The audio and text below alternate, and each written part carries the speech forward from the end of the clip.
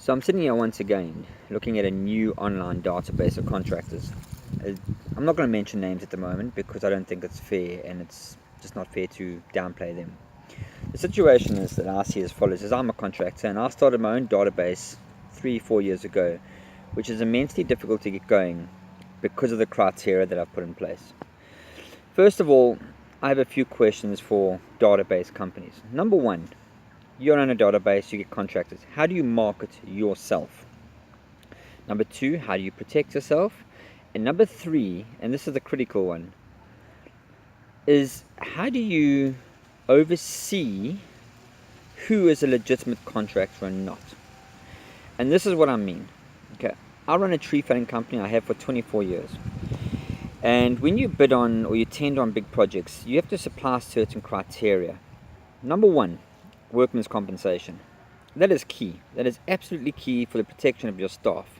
You've got to pay it every year, and you've got to supply a workman's compensation when you go to your big companies.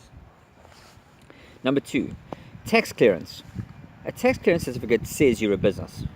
If you don't have a tax clearance certificate, you're not a business. I'm sorry. You're just someone who runs around day to day thinking you run a business, and you're not. Number three, a permanent residence, i.e. when you apply for your cell phone account or something along those lines, you have to give a proof of residence. So a water and lights account, something that is traceable when you let people down. And there are a few other things, depending on the scope of work you want to do. A lot of people don't want to do big jobs, they want to do domestic work. So when you get into bigger contracts, you've got to have something which is called a health and safety file. Most companies don't have this. Why? They're extensive, they're a pain in the you-know-what, and it's a lot of work putting them together. But here's the catch. Every single client that you deal with, being it domestic, being it a company, being it anyone really, is fully entitled by law to request this documentation from you. The reason for this is to protect them, and the reason why you have it is to protect you. So if you don't have any of these documentation, then you have a problem. So going back to the point of where I started from is another database. How does the database or the online directory promote themselves, number one?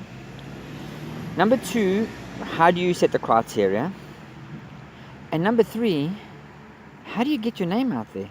How do you promote the companies on your database? And do you take responsibility for them? Unfortunately, you can't take responsibility for them. So I created a website 4 years ago, which is immensely difficult to get started, purely for the following reasons. Number one, the website is called Verified Services. Why? Because I do a verification of the companies.